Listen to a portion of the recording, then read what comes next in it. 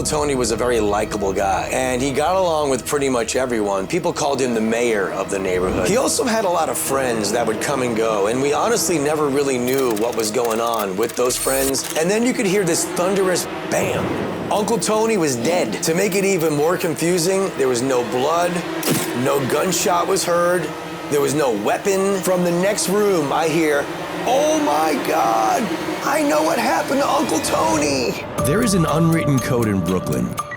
You don't tell anyone else's stories, and you don't talk about anyone else's business.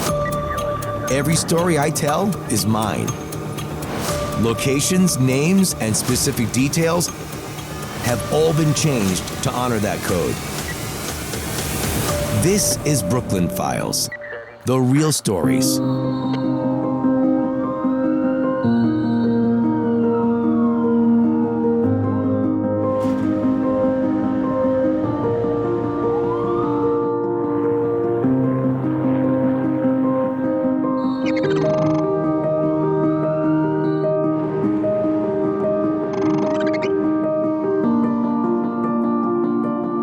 Uncle Tony was my mother's brother, and what a character he was. He was a very interesting man, to put it lightly. There were a few things about Uncle Tony that everyone that knew him could agree upon. Like, first thing was, everyone loved him. Uncle Tony was a very likable guy. So he was kind of a celebrity in the neighborhood, and he got along with pretty much everyone. People called him the mayor of the neighborhood. That was kind of his nickname, because there wasn't anyone that didn't know who he was. He would stand on the corner of our street, as weird as that sounds. He'd chain smoke his cigarettes, and he would say hi to people walking by, or he'd be on the corner holding court, as my mother would say. That was kind of a term that old Italians would use, holding court, when someone had a lot of people around them, and then being the center of attention and being a big talker like Uncle Tony was. Another thing you had to know about Uncle Tony, he was a very regimented, very routine kind of guy. Like, he would do the same thing every single day in, day out. First, Uncle Tony would go downstairs, get his 2 loaves of Italian bread from the corner bakery. His thing was, you gotta get there before they sell out. He always said that. They're gonna sell out the bread if you get there too late. You gotta hurry. Then he would cross the street, get his cigarettes and his lottery ticket, and he had to get those. After he bought his lottery ticket, he would run over to the Italian grocery store. He would grab some gabagool or prosciutto, then he'd come back home, make himself a nice big sandwich, and then down that. Uncle Tony even had a routine when it came to playing the lottery. He'd play the same numbers day in, day out, year in, year out, to the point where we all knew his lottery numbers. Even my mom could recite Uncle Tony's lottery numbers. He was a huge Yankees fan, and a lot of things in my uncle's life revolved around the Yankees and his favorite players and their jersey numbers. So naturally, even his lottery numbers were based on his favorite players' jersey numbers. 3, 4, 15, 16, 37, and 44. Every night, 8:15, he would turn on the local news, watch the nightly lotto drawing. He never missed it. If he was watching the ball game, he'd switch over, and then he'd go back to the game. But he always kept a napkin and pen on the end table, and he'd write the lottery numbers down as the balls were dropping. He was kind of a simple man, simple pleasures, and that was him. Uncle Tony was my mother's older brother. He was 15 years older than my mom. But despite this, she always looked out for him. She was kind of protective of him. And I never really understood that. I always felt though my mother felt sorry for my Uncle Tony, which leads me to another thing that everyone knew about him. Uncle Tony was kind of known for having bad luck. It was notorious. Like everything he did, the horse races, lottery, he would always just lose. If he went to Atlantic City, he'd come back empty-handed, no money.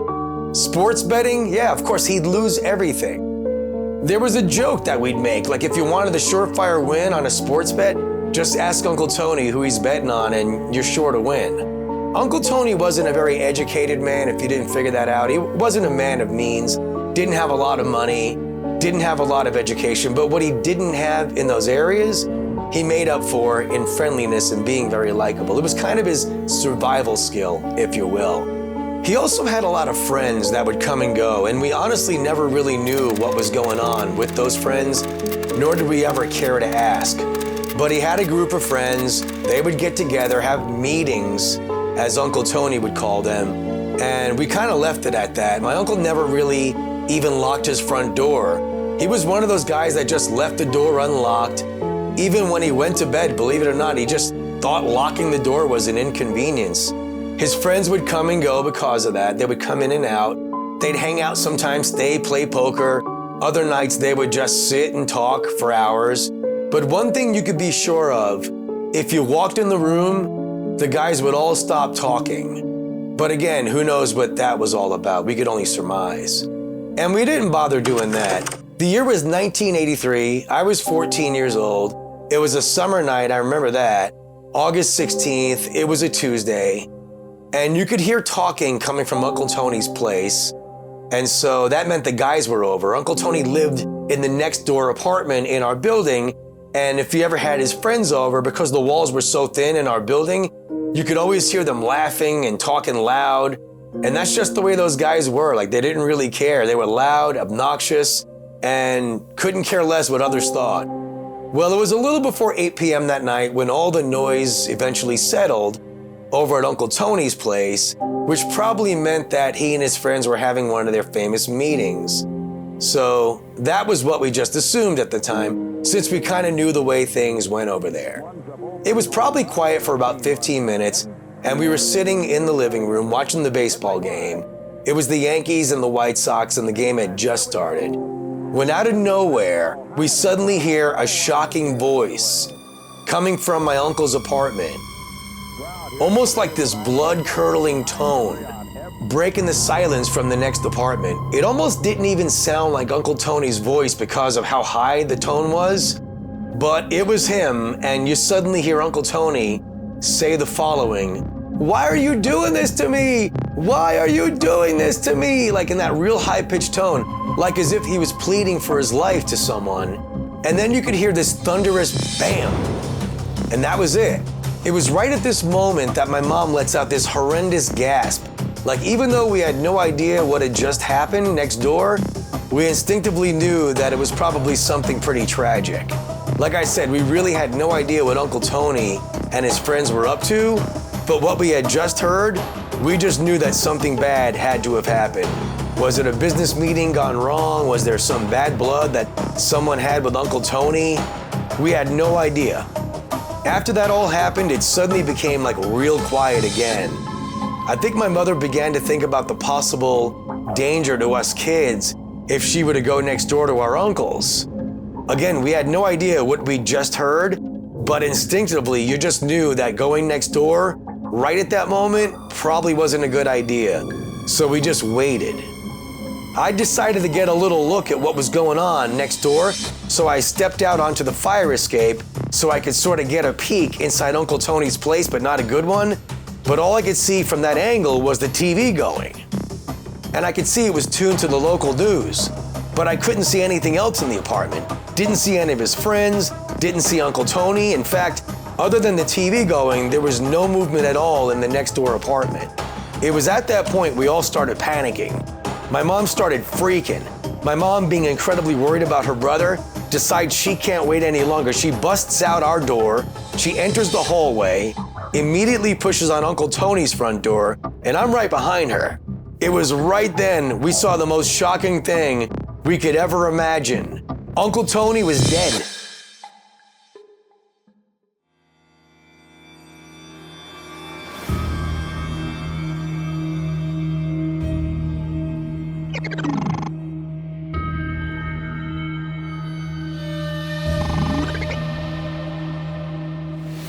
We head out to the hallway, check on that horrendous sound we had just heard.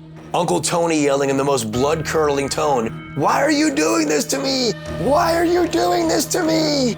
And that's all we heard, and then that thud. And after waiting it out for a couple of minutes, not knowing the nature of what we had just heard, but thinking it could be a dangerous situation, we finally decided to go see what happened, because we just had to see this. The most shocking scene we could have ever imagined. Uncle Tony is lying flat out on the floor, and he's as cold as a slab of meat. He's already that bluish color that someone gets when they're deceased. By now, my mother's losing it, watching her big brother lying dead on the floor, just laid out. The shock of seeing him that way will always haunt me too, by the way, for the rest of my life. My mother gathers herself up just enough to be able to grab the phone and start dialing 911, and then she has to make this very difficult call to form the words that I'm sure was extremely hard for her to tell someone that her big brother was dead. While we had our suspicions, we had no idea who could have wanted Uncle Tony dead. To make it even more confusing, there was no blood, no gunshot was heard, there was no weapon, none of the guys that had been over that evening were even in his place. Nothing in his apartment looked disturbed at all, no forced entry because, well, the door was always open. All we knew was Uncle Tony had some friends, if you want to call them that were over his apartment right before something terrible had happened to him, and we were suspicious about everyone. A few days later, we have a funeral for Uncle Tony, and I'm not gonna lie, like to think that somebody who may have done this to him was possibly in that very room with us, it was a difficult thing to get through. So as far as the cause of death, there was no clear answer. Before we buried Uncle Tony, there was an autopsy. The results of that came back as somewhat inconclusive, other than the autopsy finding that his heart had given out. Ultimately, he died of a heart attack. But still no answers as to who was in the apartment and who did what to him. So in the days following the funeral, there was a police investigation. And based on the suspicious details, the police were treating this as a homicide. And all they were going on was the fact that Uncle Tony was clearly in distress the moments before his death. The fact that Uncle Tony's last words heard by anyone was, "Why are you doing this to me?" That was all the police could go on. That's all they had. But in this investigation, the police did question everyone that was there that evening at Uncle Tony's. One by one, everyone that was at my uncle's place that evening had all been brought in to the police interrogation room. And they were thoroughly questioned on what they'd been doing there in the hour that led up to my uncle's death. And none of them gave any useful information, to be honest, each of them even showing a bit of indifference from what we heard, if not complete disgust for being brought in for questioning. But that's the kind of guys they were. But every one of them, and there were 5 men in total, had each claimed that they had all left my uncle's house before he was found dead. What made this more intriguing, though, was that one of the neighbors actually saw a few of his friends leaving the building when she was coming home just before 8 p.m. that evening. I think the exact time she told the police was 7:48 p.m. when our neighbor saw 4 to 5 guys walking out of our building whom she believed she recognized as men that she'd seen Uncle Tony hanging out with on occasion in the past. Another thing this neighbor was able to confirm was she too had heard Uncle Tony's last words, "Why are you doing this to me?"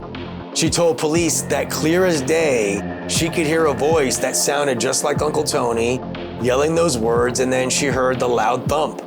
This woman happened to be Uncle Tony's neighbor on his other side, so she too was able to hear what we heard just from the other side. So the police really had their work cut out for them to try to figure out which one of Uncle Tony's so-called friends may have been the one to stay behind and finish off my uncle and then sneak out quietly without being seen. This was way before surveillance cameras could be found everywhere you went. Like, sure, you had cameras at the time in banks and other secure places, but you didn't have the amount of cameras or nearly the quality of cameras that you have today. So there was no way to go back and see exactly who left the apartment and who stayed back or who may have come back. But none of these guys seemed to be cooperating with the police, so it was kind of a dead end at that point. So when the police had felt they weren't getting anywhere, they began to scour the neighborhood, hoping to get some answers, maybe stumble on a lead. So they start questioning the people at the stores that Uncle Tony would go to on his daily routine. One of the things they learned in that process was that Uncle Tony, while making his daily stop to the place where he got his lottery ticket every day, the day he passed away, Uncle Tony never bought a lottery ticket. Well, what happened that day was that Uncle Tony gets to the store and the lottery machine happened to be down temporarily. So the guy at the store, who he knew, told my uncle, he says, "Come back later when the lottery machine's back up and I'll give you your ticket." So he could buy his ticket when he comes back. Well, apparently my uncle must have forgotten that he had to go back, and he never returned that day because it was such a routine for him to get his ticket on his trip. It must have completely slipped his mind to go back to the store later in the day. That was probably the first time my Uncle Tony went without buying a lottery ticket, possibly ever. Like, I'm pretty sure he never did that in his life. Kind of ironic looking back that my uncle would die later that same day. It's just weird, isn't it? So a couple more days pass.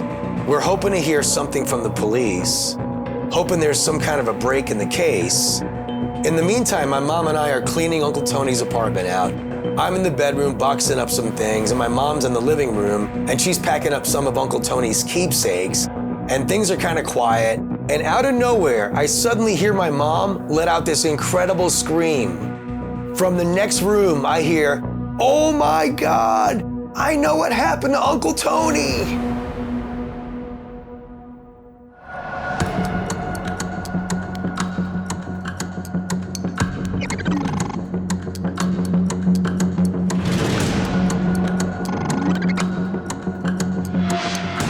It's a little over a week since my uncle had passed. There was still no breaks in the case, which the police were considering a homicide at this point. My mom and I cleaning out my uncle's apartment, and my mom lets out this scream from the next room. It was blood curdling. She says, "Oh my God, I know what happened to Uncle Tony." So I go running naturally into the living room when I hear this. When I find my mother on her knees, she's holding this napkin with my uncle's hand-scribbled lottery numbers on them. Apparently, she was cleaning under the couch, found my uncle's nightly lottery number notes, and on the napkin were 5 of the 6 lottery numbers from the lottery drawing the night that he died. The numbers were the same as the ones that Uncle Tony played every single night, except that night, the night that he died, his numbers finally came up. But he must have realized in that moment that he never went back to buy his ticket. Year in, year out, night after night, playing the same numbers, waiting for them to get called, and the one time Uncle Tony didn't buy his ticket, his numbers finally got drawn. Later on, we confirmed that the winning numbers that night were indeed my uncle's numbers. 3, 4, 15, 16, 37, and 44. Those were the numbers that night. Tonight's winning numbers: 3, 4, 15, 16, 37, and 44. The poor guy missed out on the big jackpot. That would have finally put him on easy street, something he longed for his whole life. The grand prize that night was $13.6 million. There were no other winners that evening, so the entire jackpot would have been his. Uncle Tony would have been finally rich, but instead he died a poor man. 1 week later, a lady from Queens won the jackpot when it eventually climbed to $17 million. But that should have been Uncle Tony's money, at least $13 million of it.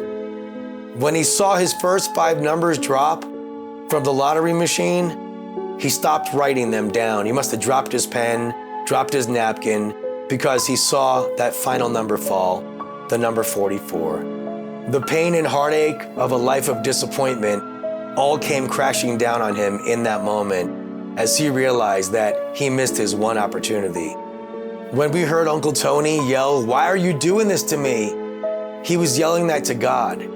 He was asking him, "Why are you doing this to me?" He missed a chance to change everything. After a lifetime of losing, Uncle Tony could have finally been a winner. But once again, the poor guy lost in the end.